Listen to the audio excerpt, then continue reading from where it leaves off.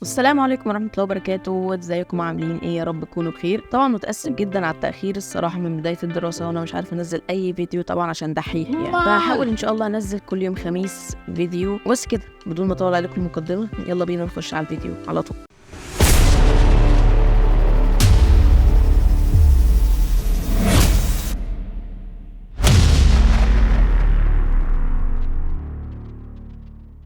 في فيديو النهارده عندنا تجميع اقتصاديه حرفيا بحته، بس الصراحه هي قيمه مقابل سعر جدا. الاسعار كمان 2022 تبقى قيمه مقابل سعر خالص يعني، وسعرها هتتفاجئ منه في الاخر. فكمل معايا الفيديو للاخر عشان اقول لك السعر واقول لك تجارب الاداء في الالعاب والبرامج. المعالج اللي معانا النهارده وهو الاي 5 4570. المعالج ده بيجي باربع انواع واربع مسارات، وهيبقى كويس مع الكارت اللي معانا في التجميع. والبورده اللي معانا هنا في التجميع وهي الجيجا بايت اتش 81. البورده دي بتدعم الجيل الرابع من انتل، وفيها مدخلين رام بتشيل لحد 64 جيجا. طبعا 64 جيجا ممكن ما تكونش كافيه لو انت هتلعب العاب تريبل اي وكده، بس يعني مش هتبقى لازم تلعب يعني العاب تريبل اي. انت ممكن تلعب مثلا بيس، فيفا، بابجي، اللي هي الالعاب دي. مش لازم بقى تلعب سايبر بانكر. اقول لك برضو الاداء بتاعها في الجي تي اي والالعاب دي، فهي مش 16 جيجا مش هتبقى عقده يعني. بس في عيب بقى في الرامات اللي هي هتيجي بدي دي رام 3 بس، مش دي رام 4، وبتردد 1600. والكارت اللي معانا في التجميع هو الار اكس 580 8 جيجا. كارت الشعب مش محتاج اتكلم عنه. التجميع دي بتيجي ب 8 جيجا رام دي دي ار 3 وعرض 500 جيجا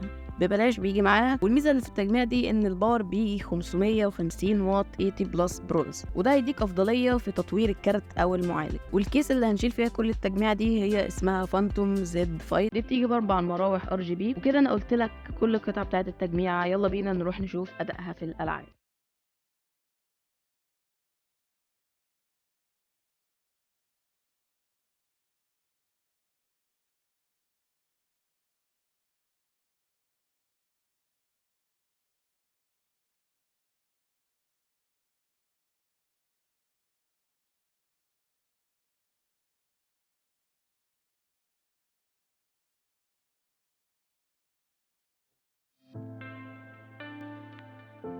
وزي ما انت شفت كان اداء التجميع ممتاز، والتجميع دي كمان هتخليك تعرف تبدا في المونتاج على برامج زي البريمير والفوتوشوب. وهقول لك كمان ايه التطويرات اللي انت ممكن تعملها في التجميع دي، زي انك ممكن تغير المعالج من الاي 5 4570 للاقوى الاي 7 4770. الفرق اللي في الاي 7 4770 ان الاي 7 اعلى في المسارات، يعني الاي 7 اربع انويه وثمان مسارات، الاي 5 اربع انويه واربع مسارات، ده الاعلى بس. انما هما في الاثنين الاي 7 اداؤه اعلى 13% بس. انت لو معكش يعني تمن التطوير مش لازم، ممكن تحوش وفي المستقبل ممكن تطور، بس ممكن تطور كمان الرامات، تزود رامه كمان 8 تبقى 16 بس كده. هتلاقي التجميعه دي عند المصريه، هتلاقيني سايب لك صفحتهم في الوصف. وسعر التجميعه دي هو 6500 جنيه لو هتجيبها بالاي 5 4570. لو تشتريها بالاي 7 4770 هيبقى سعرها 7777 جنيه. طبعا انا انصحك يعني ان انت تبدا الاول بالاي 5 4570، هتبقى بدايه ممتازه، وفي المستقبل ممكن تطور وتجيب الاي 7 4770. تمام، ال 4770 لان الفرق الصراحه كتير يعني ما بين الاصل. يعني انت بتتكلم في 6500 ل 1000 6700، انت فرق 1200 جنيه. وهو نفس الاداء، يمكن الاي 7 اعلى ب 13%، فانت ملوش لازمه الصراحه يعني انت تجيبها دلوقتي لو خلاص بقى معكش خالص. وكده نكون خلصنا الفيديو بتاعنا. ولو كملت معايا لغايه هنا احب اشكرك، ويا ريت تعمل لايك وتشترك في القناه عشان نسبه كبيره بتشوف الفيديوهات بتاعتي وما تشتركش في القناه. وبس كده، اشوفكم في فيديو جديد. يلا سلام.